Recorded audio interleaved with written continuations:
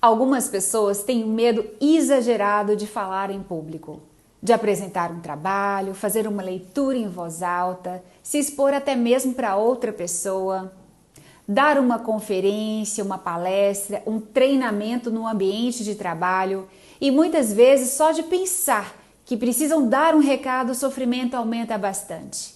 E isso tem nome, é a glossofobia. O medo, principalmente esse exagerado diante de uma situação, ele existe quando a pessoa a percebe como ameaçadora para a sua vida. Assim como é a nossa condição instintiva, uma evolução dos seres humanos e dos mamíferos que precisavam preservar a espécie, atacando, fugindo ou simplesmente paralisando diante de situações ameaçadoras.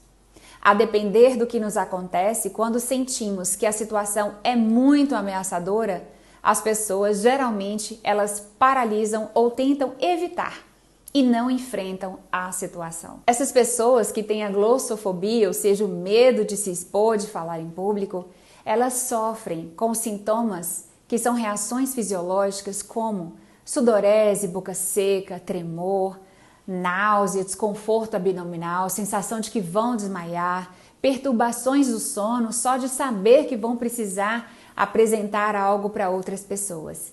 Principalmente desencadeado por pensamentos disfuncionais sobre si e sobre a situação, de que não vão conseguir, de que não são boas o suficiente, de que as pessoas estão ali e vão lhe julgar, um medo de errar e as consequências disso. A ciência já aponta alguns fatores que contribuem para o desencadear dessa fobia de autoexposição. Ambientes, por exemplo, que são bastante exigentes sobre o ser, pessoas que vão desenvolvendo perfeccionismo de forma exagerada, pessoas que sofreram traumas quando precisaram se expor de alguma forma ao longo dos anos, fatores hereditários, ou seja, famílias que já têm pessoas que têm aumento de ansiedade ou outros tipos de medos, têm mais predisposição também a gerar pessoas com tendências a fobias. E se você é uma dessas pessoas que tem a glossofobia, saiba que existe tratamento. As mais indicadas são as terapias cognitivo-comportamentais, que vão trabalhar esses pensamentos disfuncionais que lhe impedem de enfrentar e as reações emocionais também disfuncionais. As meditações, técnicas de relaxamento, atenção plena, dentre outras técnicas de enfrentamento da situação.